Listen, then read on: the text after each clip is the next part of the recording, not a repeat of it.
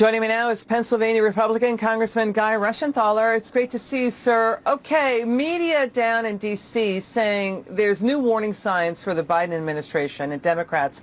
President Biden has not held a single solo press conference since he was inaugurated.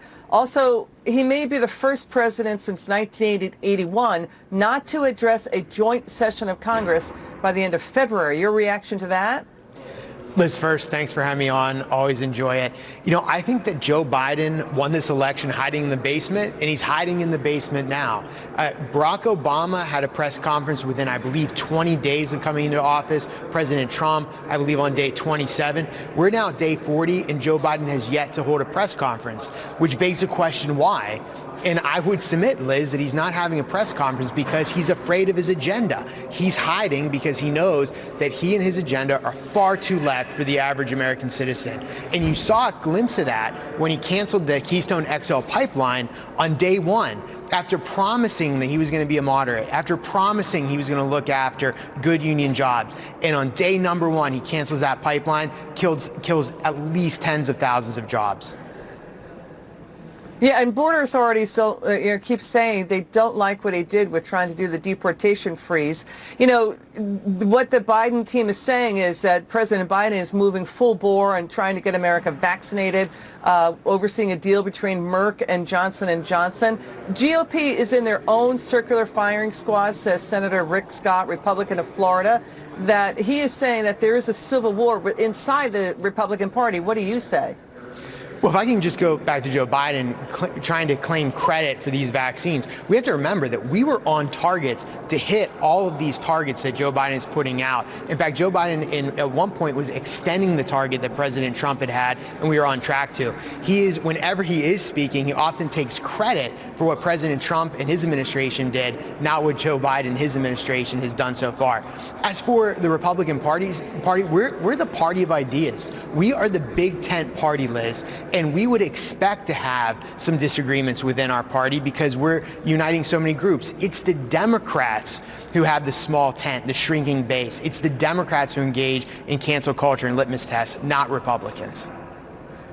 Biden was accused, President Trump called him hiding Biden. He answered very few unscripted questions during his campaign. And now this, Politico reporting that the Biden administration will not release the visitor logs for his virtual phone calls, his Zoom conference calls. And even though President Biden, and when he was candidate Biden, said, we're about transparency. So we don't know who's influencing him and who's talking to the Biden team right now. Liz, it's an example of the empty promises from Joe Biden. He campaigned as a moderate. He's governed as anything but as a moderate. He governed saying that he was going to be open and transparent, but then what's he do? He does not release the records of his meetings, and he can dance around that and say, well, I'm not releasing the Zoom meetings. Well, we're in the era of lockdowns. Most of the meetings we have are over Zoom. So he's hiding information from the public. And should we be surprised? He came into office with a corruption scandal with his brother and his son Hunter. So this is just more of the same, saying one thing, doing another, and having a cloud of corruption hanging over this administration already. Now we have Trump teasing a possible 2024 run. That's the question. Trump does not have Twitter access. I think it was only Grover Cleveland who managed to win the White House, lose it, and win it back. We're not sure if that will happen with Trump. The Capitol riots, of course, were in the news today with the FBI director testifying.